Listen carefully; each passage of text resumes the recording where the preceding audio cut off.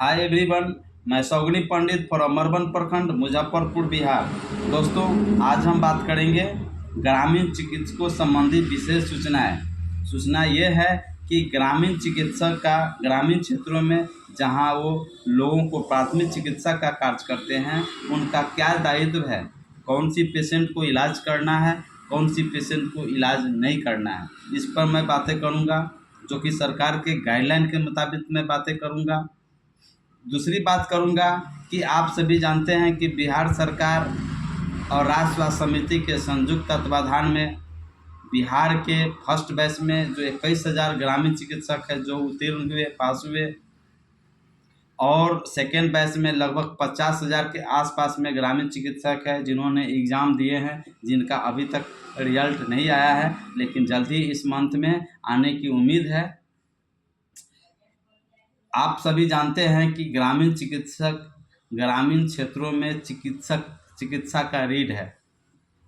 चूँकि रात हो अथवा दिन रहे, सुबह रहे, शाम रहे, आंधी रहे, तूफान रहे, आम जनता के बीच रहना और आम जनता को सेवा भाव से जुड़े रहना और देख सुन करना, लोगों को प्राथमिक चिकित्सा का कार्य करना करते रहते हैं। उदाहरण के तौर पर आप देख सकते हैं, कोरोना काल में जान हथेली पर डाल के लोगों को रक्षा करने का कार्य किए हैं, लोगों को जान बचाने का कार्य किया है। जब बड़े बड़े डॉक्टर्स अपना कोरोना से बचने के लिए रिमूव कर गए थे, छोड़ दिए थे प्रैक्टिस, उस हालत में ग्रामीण चिकित्सकों ने लोगों को जान बचाने का कार्य किए थे, जिसमें कितने हमारे ग्रामीण चिकित्सकों ने उनकी जान चली गई, उनकी मौत हो गई कोरोना पॉजिटिव होने से।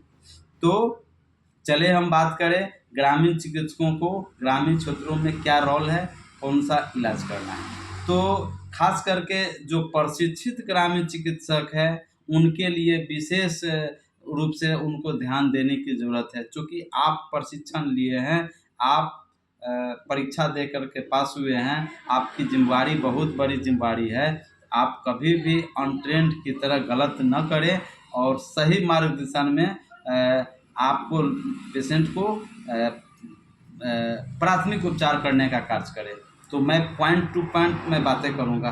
दोस्तों, अगर आप मेरे चैनल में नए हैं या फिर पहली बार हमारे चैनल से जुड़े हैं, तो अभी के अभी आप लाइक करें, सब्सक्राइब करें और वीडियो को अंत तक देखें, ताकि आप इस कॉन्सेप्ट को अच्छी तरह जान पाएंगे, समझ पाएंगे, क्योंकि यह आपके लिए काफ़ी महत्वपूर्ण है, खास करके ग्रामीण चिकित्सकों के लिए। तो मैं फर्स्ट में होता है, जब भी आपके नज़दीक अगर कोई रोगी आता है दिखाने के लिए, तो आप सबसे पहले उसको आप चेक करें, उसको देखें कि पेशेंट किस कंडीशंस में है, उसका वाइटल चेक करें। आप सभी जानते हैं कि वाइटल 5 होता है, TPR, BP और SpO2 6 गो। T का मतलब टेम्परेचर होता है, P का मतलब पल्स होता है, R का मतलब रेस्पिरेशन होता है, सांस की गति देख लीजिए, है ना। BP आप चेक कर लीजिए, ऑक्सीजन सेचुरेशन रेट भी आप देख लीजिए। प्रॉपर वाइटल चेक करने के बाद तब आप प्रॉपर इलाज करने के चक्कर में नहीं रहे। अगर गंभीर हो तो उस स्थिति में पेशेंट को अस्पताल रेफर करें। ओनली आप प्राइमरी का कार्य करें, और हमेशा जो आपके स्थानीय जो आपका PHC हो, चाहे CHC हो, चाहे सदर अस्पताल हो, डॉक्टर्स के आप निरंतर संपर्क में रहें, जिससे क्या होगा कि अभिवृद्धि हो, आपको ज्ञान में क्या होगा, अभिवृद्धि होगी।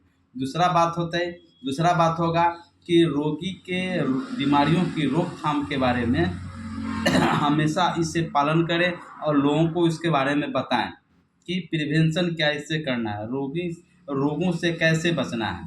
तीसरा मैं बात करूंगा कि बहुत सारे ऐसे भी ग्रामीण क्षेत्रों में जो पढ़े लिखे लोग नहीं हैं, जिसके कारण लोगों को बुखार अगर हो जाता है, चाहे मलेरिया हो गया, चाहे बहुत सारी बीमारियां हो जाता है, तो लोग झाड़ फूँक कराने चाहते हैं। सांप कट लेता है तो झाड़ फूँक कराना चाहते हैं। नॉर्मल में भी अगर कुछ हो गया तो झाड़ फूँक कराना चाहते हैं, जो कि गलतफहमी में पड़ करके उस पेशेंट का जान चला जाता है। तो इस परंपराओं को आप वास्तविकता को उजागर करें और रोगी को आपको समझाएं कि भाई आपको कोई परेशानी हो तो आप डॉक्टर से संपर्क में रहें, डॉक्टर से रहें।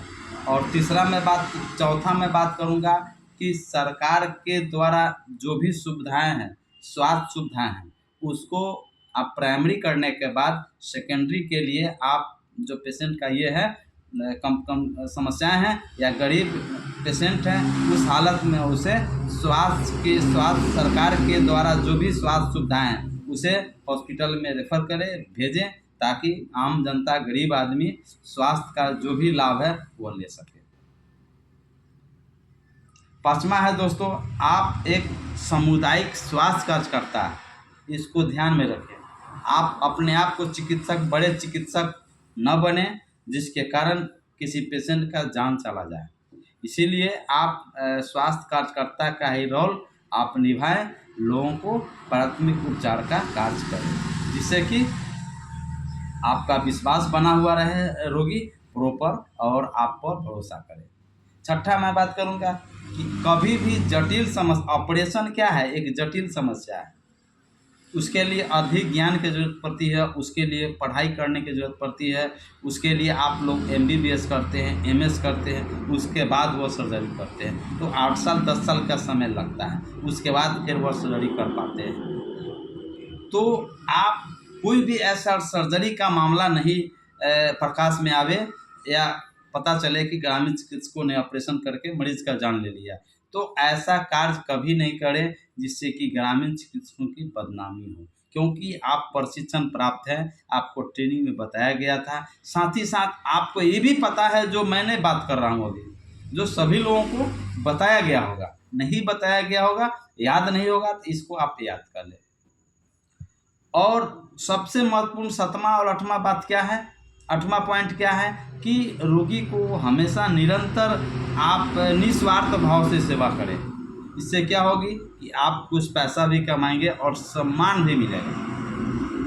और निस्वार्थ भाव का अभिप्राय होता है कि जरूरी नहीं है कि मरीज को दिग्भ्रमित करे, मरीज को गुमराह करे, मरीज को किसी भी तरह के गलत बातों में रखें, ऐसा नहीं करना है। आप सही उचित मार्गदर्शन दें, उचित सलाह दें, उचित परामर्श दें, और जिससे कि रोगी को आपके प्रति विश्वास बना हुआ रहे और रोगी आप पर विश्वास करे, और तो इससे क्या होगा, आपको प्रतिष्ठा मिलेगा। और 9वां है कि अभी बहुत सारी बीमारियां, तो आप जानते हैं कि 2 प्रकार से होने के लिए बहुत सारी बीमारियां हैं, लेकिन एक कम्युनिकेबल डिजीज होता है, एक नॉन कम्युनिकेबल डिजीज होता है। तो कम्युनिकेबल डिजीज संक्रामक वह रोग होता है जो एक व्यक्ति से दूसरे व्यक्ति में, दूसरे से तीसरे व्यक्ति में इस तरह से खांसने, छींकने, गले मिलने से, चाहे हवा से हो, पानी से रहे, मिट्टी से रहे, जल से रहे, बाइट फुटा, इस तरह से होता है, उसका इलाज। एक होता है नॉन कम्युनिकेबल डिजीज, जो कि जीवन शैली के कारण होता है, लाइफ स्टाइल डिजीज होता है। जैसे आपका हार्ट डिजीज हो गया, डायबिटीज़ हो गया, अर्थराइटिस हो गया, है ना, बहुत सारी बीमारियां हैं जो कि लाइफ स्टाइल जीवन शैली के कारण होता है। तो जीवन शैली से होने वाले बीमारियों के बारे में, उसको प्रिवेंशन कैसे करना है, उसको रोकथाम कैसे करना है और उस बीमारी से कैसे निजात पाएँ, इसके बारे में आप ज़रूर पेशेंट को बतलाएं। चूँकि अभी आप सभी चल जाइए किसी हॉस्पिटल से में, आप चल जाइए, आप जाने के बाद क्या होगा कि डॉक्टर से आप दुख बोलेंगे, डॉक्टर आपको चेकअप करेंगे, दवाई लिखेंगे, लेकिन यह चीज़ नहीं बताया जाता है कि आपको इस वजह से हुआ, आपका लाइफ स्टाइल गड़बड़ है, जीवन शैली को बदलिए, फिजिकल एक्टिविटीज़ रखिए, फैटी चीज़ें नहीं खाएं, पिस्ता, burger, momos, fast food, drink, fridge के आइटम, है ना, प्रिजर्वेटिव आइटम, ये सब नहीं लें, तो निश्चित ही उस पर कंट्रोल रहेगा। तो ऐसी बातों को नहीं बता, तो इस हालत में आपको ऐसी बातों को लोगों को बताना है। और सबसे महत्वपूर्ण बात मैं बात करूंगा कि आपको वही कार्य करें जो आपको ट्रेनिंग में बताया गया था, जो आपको अनुभव है, जो आप अनुभव के दौरान आपने सीखे हैं, जो कार्य किए हैं, वैसा कार्य नहीं करें जो कि कभी आपने वह काम किया ही नहीं और वह काम को जानकारी पूरा नहीं है और आप काम को करने जा रहे हैं, तो कहीं ना कहीं पेशेंट को कभी भी उसमें खतरा हो सकता है। इसलिए वैसा काम आपको नहीं करें जिससे कि पेशेंट की जान चला जाए। मैं अगले वीडियो में मैं बात करूंगा कि स्वास्थ्य कार्यकर्ता को क्या नहीं करना है। ये मैंने बात किया कि स्वास्थ्य कार्यकर्ता के कौन से कार्य करना है।